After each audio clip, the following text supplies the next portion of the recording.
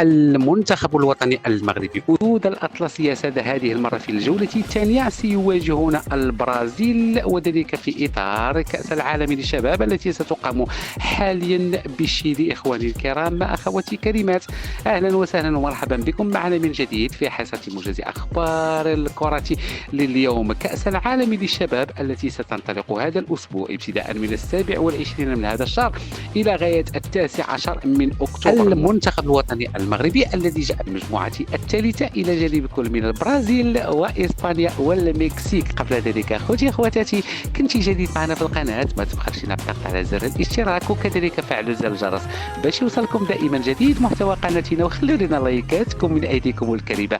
بسرعة نعود إلى الموضوع. المنتخب الوطني المغربي بالجولة الثانية سيواجه البرازيل في أمسية يوم الأربعاء 1 من أكتوبر ليلا في 12 ليلا الأربعاء 1 أكتوبر في 12 ليلا، وتنقل المقابلة على قنوات البي سبور اتش دي 6.